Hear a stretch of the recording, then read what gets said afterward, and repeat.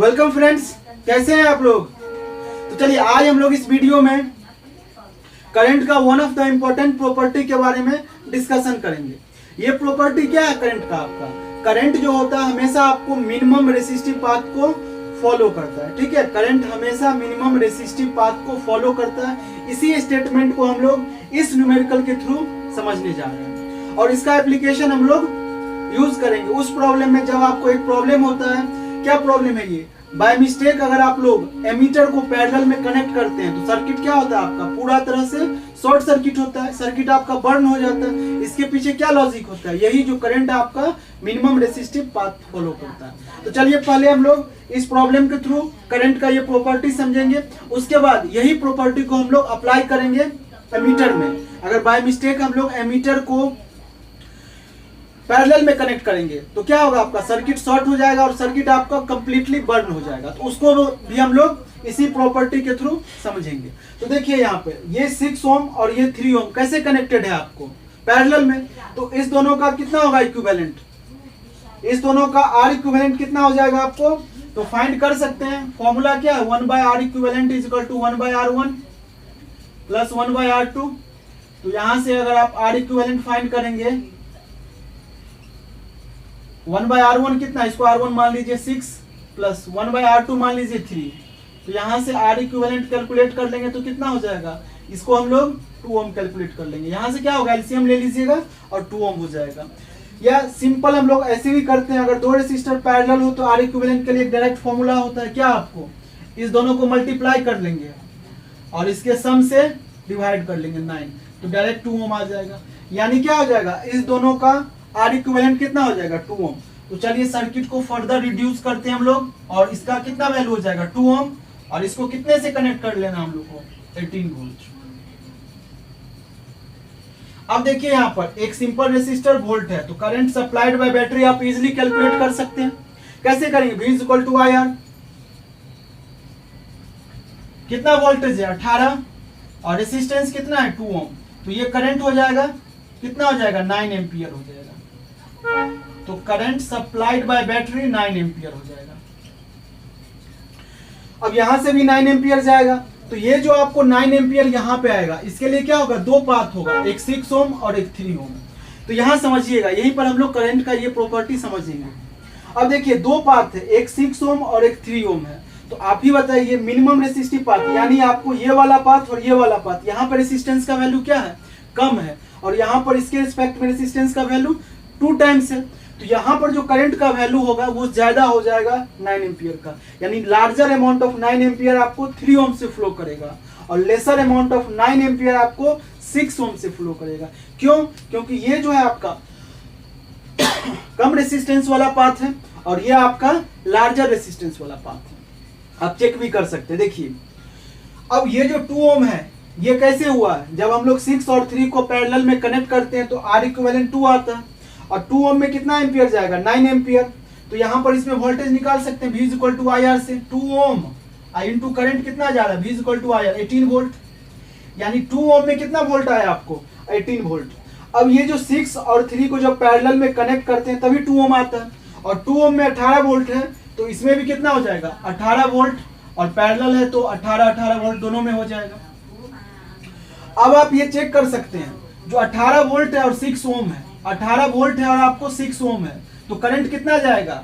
Current होता है V/R। तो करंट कितना हो जाएगा? 18 वोल्ट बाय 6 ओम। तो कितना हो जाएगा इससे? 3 एम्पियर। सिमिलरली इससे 18/3 कितना हो जाएगा? 6 एम्पियर। देखिए अब 9 एम्पियर का लार्जर वैल्यू आपको 6 एम्पियर 3 ओम से फ्लो कर रहा है और 9 एम्पियर का लेसर वैल्यू आपको 6 ओम से फ्लो कर रहा है। इसका मतलब क्या हो गया? ये ज्यादा रेसिस्टेंस वाला पाथ है तो इससे 9 एम्पियर का लेसर अमाउंट गया है, और जो ये आपका 3 ओम है इसका रेसिस्टेंस कम है, तो यहां से आपको larger amount of current flow किया। यही प्रॉपर्टी होता है। अब आप ऐसे भी समझ सकते हैं, अगर आप इस 6 ओम का वैल्यू आप इंक्रीज करते जाएंगे तो ठीक है, इसमें करंट का भी वैल्यू क्या होते जाएगा? डिक्रीज होते जाएगा। क्यों? तो कैसे समझिए आप, V is equal to IR होता है, तो इसको आप इस तरह भी लिख सकते हैं, इसी फॉर्मूला को। अब यहाँ समझिएगा, अगर आप इसको कांस्टेंट रखिएगा वोल्टेज को, तो करंट और रेसिस्टेंस में किस तरह का रिलेशन है, इनवर्स रिलेशन है। यानी अगर आप रेसिस्टेंस के वैल्यू को इंक्रीज करते जाइएगा तो करंट का वैल्यू आपको डिक्रीज होते जाएगा। यानी अगर वोल्टेज को कांस्टेंट रख के अगर रेसिस्टेंस को इंक्रीज करिएगा तो करंट डिक्रीज होगा। तो अब समझिए, यहाँ पर अगर आप रेसिस्टेंस को बढ़ाइएगा तो इसमें करंट का वैल्यू क्या होगा, घटते जाएगा। यही प्रॉपर्टी है। और इसमें अगर आप रेसिस्टेंस का वैल्यू घटाते जाइएगा तो करंट का वैल्यू इसमें बढ़ते जाएगा। यही प्रॉपर्टी है, करंट ऑलवेज आपको मिनिमम रेसिस्टिव पाथ को फॉलो करता है। इस न्यूमेरिकल के थ्रू हम लोग समझ गए।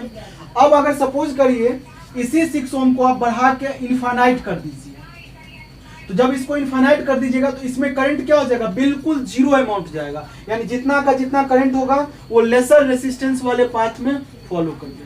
ठीक है, यानी रेसिस्टेंस को बढ़ाते बढ़ाते इनफाइनाइट कर दीजिएगा तो क्या हो जाएगा, इसमें करंट का वैल्यू जीरो हो जाएगा, पूरा का पूरा इसमें करंट फ्लो कर जाएगा। यही प्रॉपर्टी हम लोग अब समझने वाले हैं। देखिए अब इसको अब हम लोग समझेंगे। जो एमीटर जो आपका होता है, एमीटर को हम लोग कैसे कनेक्ट करते हैं, सीरीज में, in order to measure the value of current.